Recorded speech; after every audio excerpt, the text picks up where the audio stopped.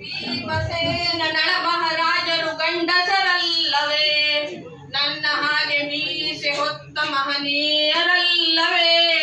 ತಮ್ಮ ಇವತ್ತು ಒಂದು ಅಪ್ಪೆ ಹೊಳಿ ಒಂದು ತಂಬಳಿ ಮಾಡಿದ್ರಿ. ಅಪ್ಪೆ ಹೊಳಿ ಒಗ್ಗರಣೆ ಕತ್ತೋತು ಮತ್ ಹಾಕಕತ್ತಿ ಎಂತದ್ದು ತಮ್ಮ. ನೀನ್ ನಮ್ಮ ಒಂದ್ ದಿವ್ಸ ಮನೇಲಿ ಇರ್ತಿಲ್ಲ, ಕುಕ್ಕಟ್ಟು ಬಸ್ಸು 2000 ರೂಪಾಯಿ ಸಿಕ್ತು. ಎಲ್ಲ ತಿರುಗ್ತಾ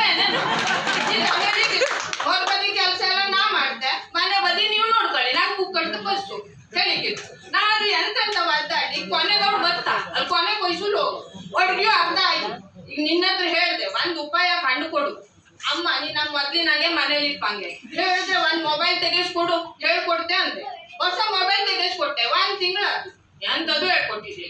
ಈಗ ನಾನೇ ಏನಾದ್ರು ಉಪಾಯ ಹುಡುಕಕ ಎಂತದಾರು ಮೊದ್ಲಿನಾಗೆ ನೀ ನಮ್ಮ ಮನೇಲಿ ಒಂದ್ ಇಟ್ಬಿಟ್ರೆ ನಂಗೆ ತಲೆ ಬಿಸಿ ಕಮ್ಮಿ.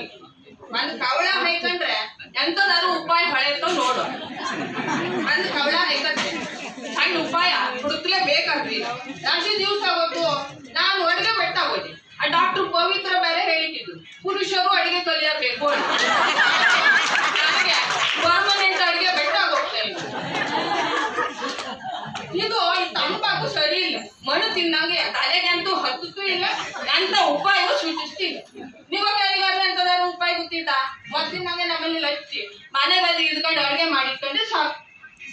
ಗೊತ್ತಿದ್ರೆ ಹೇಳ್ಕೊಡಿ ಮಾರಾಯ. ದಯವಿಟ್ಟು ಧನ್ಯವಾದ.